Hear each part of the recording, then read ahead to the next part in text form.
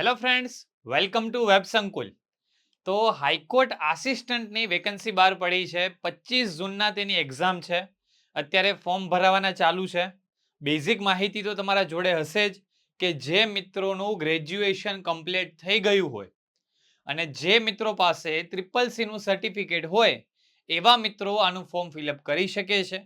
19 મે સુધી આના ફોર્મ તમે ફિલઅપ કરી શકો છો. ઓકે, અને ખાસ ધ્યાન રાખવા જેવું છે, આની ફીસ શું છે તો 1000 રૂપિયા એ ઓપન કેટેગરીના મિત્રો માટે છે, જ્યારે રિઝર્વ કેટેગરીના મિત્રો માટે ફીસ છે 500 રૂપિયા.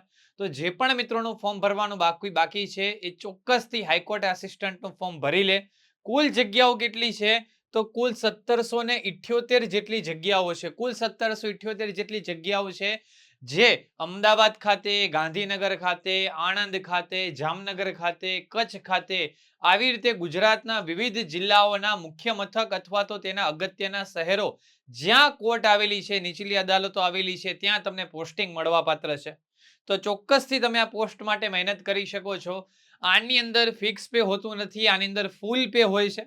આમ આનો બેઝિક પગાર 19,000ની આસપાસ હોય છે, પરંતુ અન્ય ભથ્થાઓ મળવાપાત્ર હોવાના કારણે આનો પગાર તમને 28 થી 30,000 જેટલો પગાર મળે છે.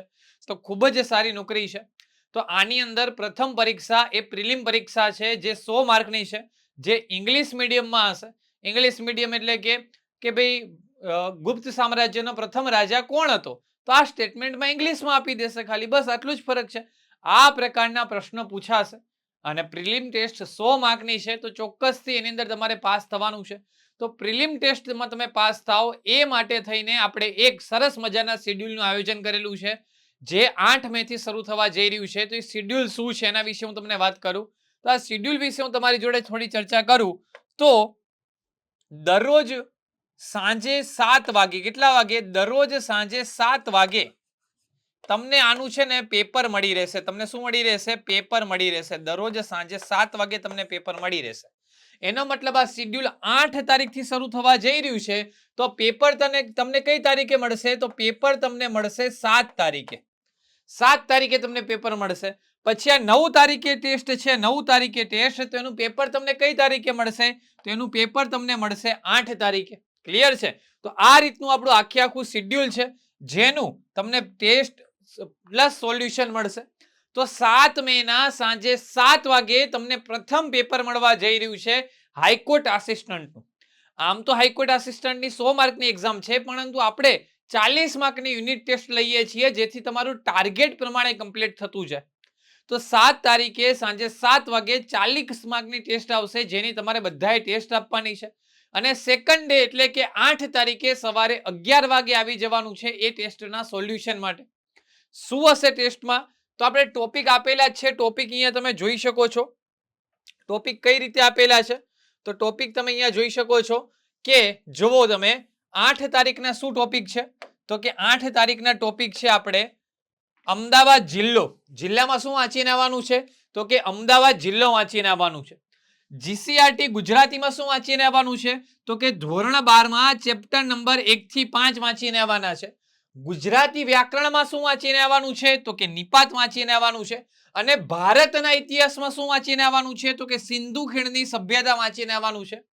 દરેક સબ્જેક્ટમાં 10 માર્ક, 10 માર્ક, 10 માર્ક અને 10 માર્ક. તેમ ટેસ્ટ કેટલા માર્કની થશે? એમ ટેસ્ટ 40 માર્કની થશે. તો ફર્સ્ટ ડેના ટાર્ગેટ કંઈક આવા છે. 7 મહિના તમારા આની ટેસ્ટ હશે, એટલે તમારે છે ને આજે 6 મહિના જ આ બધા વાંચી લેવાના છે. ઓકે, અને 7 મહિના ટેસ્ટ આપી દેવાની છે. 9 મહિના ટાર્ગેટ શું છે? તો 9 મહિના ટાર્ગેટ છે આણંદ જિલ્લો. જિલ્લામાં શું છે? આણંદ જિલ્લો. જીસીઆરટી ગુજરાતીમાં શું છે? ધોરણ 12માં ચેપ્ટર નંબર 6 થી 10. ગુજરાતી વ્યાકરણમાં શું છે? તો કે કૃદંત. અને ભારતના ઇતિહાસમાં શું છે? તો કે વૈદિક યુગ. ક્લિયર છે? 10 મેના ટાર્ગેટમાં શું છે? તો કે વડોદરા જિલ્લો. શું છે? વડોદરા જિલ્લો. જીસીઆરટી ગુજરાતીમાં શું છે? તો કે ધોરણ 12 ચેપ્ટર નંબર 11 થી 15. વ્યાકરણમાં શું છે? તો કે વિભક્તિ. અને ભારતના ઇતિહાસમાં શું છે? તો કે જૈન ધર્મ અને બૌદ્ધ ધર્મ. ક્લિયર છે? તો 8 તારીખ, 9 તારીખ, 10 તારીખ, 11 તારીખ એ પ્રમાણે આપણે શેડ્યુલ જોતા જઈએ તો 14 મે એટલે રવિવાર આવશે, ને રવિવારે તમારે આખા અઠવાડિયાનું રિવિઝન કરી દેવાનું. ઓકે, આ રીતે શેડ્યુલ ફોલો કરવાનું.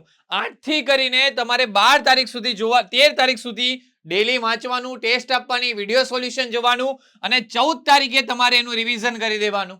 ઓકે, પછી વાત કરીએ 15 તારીખ. તો 15 તારીખે જુઓ મહીસાગર જિલ્લો, અને હવે અહીંયા ધોરણ 12 કમ્પ્લીટ થઈ ગયું, તો અહીંયા ધોરણ કયું ચાલુ થયું? ધોરણ 11 ચાલુ થયું. ચેપ્ટર નંબર 1 થી 5 ગુજરાતીમાં છંદ અને ભારતના ઇતિહાસમાં મુઘલ કાળ. ઓકે, ચલો તો એ પ્રમાણે આગળ વધતા જઈએ તો આવી જશે 21 મે. તમારે શું કરવાનું છે? રિવિઝન કરવાનું છે. 22 મે ના શું છે? તો 22 મે ના જિલ્લો છે કચ્છ, અને અહીંયા જુઓ ધોરણ 11 પૂરું અને અહીંયા શરૂ થાય છે ધોરણ 10. તો ધોરણ 10 માં ચેપ્ટર નંબર 1 થી 5 અને ગુજરાતી વ્યાકરણમાં ક્રિયા વિશેષણ અને ભારતના ઇતિહાસમાં ગાંધી યુગ. ક્લિયર છે? ચલો 22 મે, 23 મે, પછી જુઓ 24 મે ના છે ને અહીંયા ગુજરાતી વ્યાકરણ પૂરું થઈ જાય છે. તો ગુજરાતી વ્યાકરણની જગ્યાએ શું શરૂ થશે? કોમ્પ્યુટર શરૂ થશે. ગુજરાતી વ્યાકરણની જગ્યાએ શું શરૂ થશે? કોમ્પ્યુટર. અને અહીંયા ભારતનો ઇતિહાસ પૂરો થાય છે, તો ભારતના ઇતિહાસની જગ્યાએ શું શરૂ થશે? તો ભારતની ભૂગોળ. ઓકે, કોમ્પ્યુટર શરૂ થઈ ગયું, અહીંયા ભારતની ભૂગોળ શરૂ થઈ ગયું.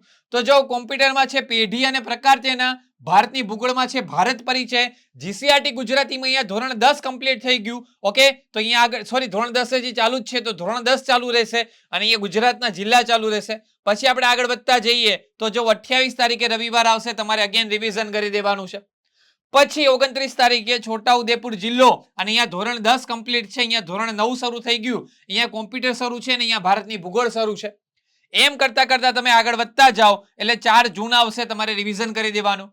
પછી જોવો અહીંયા કોમ્પ્યુટર પૂરું, તો અહીંયા રીઝનિંગ ચાલુ થઈ ગયું, અને અહીંયા ભારતનો ઇતિહાસ પૂરો, ભારતની ભૂગોળ પૂરું, અહીંયા કોમ્પ્યુટર પૂરું ને અહીંયા ગુજરાતી વ્યાકરણ પૂરું, તો અહીંયા ચાલુ થઈ ગયું કરંટ અફેર એની સ્થાને. ઓકે, તો રીઝનિંગ અને કરંટ અફેર ચાલુ થશે. અહીંયા તો જીસીઆરટી ગુજરાતી જ છે અને અહીંયા જિલ્લા જ ચાલુ છે. ઓકે, હવે અહીંયા જો એક અઠવાડિયાનું કરંટ અફેર કરવાનું છે.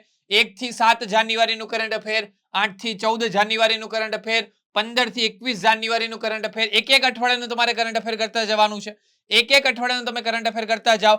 પછી અહીંયા શરૂ થઈ ગયું મેથ્સ, અહીંયા કરંટ અફેર ચાલુ જ છે, અહીંયા જીસીઆરટી ગુજરાતી ચાલુ છે અને અહીંયા ગુજરાતના જિલ્લા ચાલુ છે. એ આગળ વધતા જાઓ એટલે જો અહીંયા જિલ્લા કમ્પ્લીટ થાય છે, તો અહીંયા શરૂ થશે જિલ્લાનું રિવિઝન. ઓકે, અહીંયા મેથ્સ ચાલુ છે, અહીંયા કરંટ અફેર ચાલુ છે, અહીંયા ગુજરાતી ચાલુ છે. ઓકે, હવે આ સેક્શનમાં જિલ્લાનું રિવિઝન જ આયા કરશે. 18 જૂનના જેવો રિવિઝન છે. ઓકે, પછી વાત કરીએ છીએ તો 19 જૂન થી 24 જૂનમાં તો અહીંયા જિલ્લાનું રિવિઝન ચાલશે, અહીંયા મેથ્સ રીઝનિંગનું રિવિઝન ને બધું રિવિઝન ચાલશે. અહીંયા ગુજરાતીમાં ધોરણ 6 માં પહોંચી ચૂક્યા છીએ અને અહીંયા કરંટ અફેર મે સુધી ચાલશે. તો 24 જૂન સુધીનો શેડ્યુલ થયું અને 25 જૂને તમારી શું છે? તો 25 જૂન 2023 ના રોજ તમારી એક્ઝામ છે. તો એક આખું હાઈકોર્ટનું શેડ્યુલ મેં તમારા સમક્ષ મૂકી દીધું, જે તમને હાઈકોર્ટ આસિસ્ટન્ટમાં ચોક્કસથી ઉપયોગી સાબિત થશે. હાઈકોર્ટ આસિસ્ટન્ટનું મેં આખું શેડ્યુલ મૂકી દીધું. 8 મે થી આપણે વિડીયો સોલ્યુશન શરૂ થાય છે, જે 24 જૂન સુધી ચાલુ રહેશે. ઓકે, દરરોજ સાંજે 7 વાગે પેપર મળશે અને સેકન્ડ ડે સવારે 11 વાગે એનું વિડીયો સોલ્યુશન મળશે. અને આ રીતનું શેડ્યુલ 25 જૂન 2023 ના એટલે કે 24 જૂન 2023 ના કમ્પ્લીટ થાય છે અને 25 જૂન 2023 ના રોજ તમારી પ્રિલિમ એક્ઝામ છે. તો પ્રિલિમ એક્ઝામનો ઓલમોસ્ટ સિલેબસ કમ્પ્લીટ કરવાનું ટ્રાય કર્યું છે. એક આમાં ઇંગ્લિશ બાકી રહે છે, પરંતુ ઇંગ્લિશનો અલગથી વિડીયો આવશે. સંદીપ સર તમારા માટે વિડીયો લઈને આવશે ઇંગ્લિશના. તો ચોક્કસથી તમને આ શેડ્યુલ ઉપયોગી સાબિત થશે. તો કમેન્ટ બોક્સમાં તમે ચોક્કસથી જણાવજો કે તમને આ શેડ્યુલ કેવું લાગ્યું અને કેટલા મિત્રો આની ટેસ્ટ અટેમ્પ્ટ કરીને આની વિડીયો સોલ્યુશનમાં લાઈવ આવવા જઈ રહ્યા છે. બધા મિત્રોએ કમેન્ટ કરવાની છે, તો ચોક્કસથી કમેન્ટ કરજો. મળીએ છીએ આપણે સોમવારથી સવારે 11 વાગે વિડીયો સોલ્યુશન સાથે. અને આ જે શેડ્યુલ છે એની પીડીએફ આપણી ટેલિગ્રામ ચેનલમાં મુકાઈ જશે. તો ટેલિગ્રામ ચેનલમાં તમારે જોઈન થઈ જવાનું છે બધાએ. ઓકે, તો ચોક્કસથી ટેલિગ્રામ ચેનલની અંદર જોઈન થઈ જજો. તો મળતા રહેશું આ રીતના વિડીયો સાથે અને સોમવારે સવારે 11 વાગે. ત્યાં સુધી સૌ મિત્રોને જય હિન્દ, જય ભારત.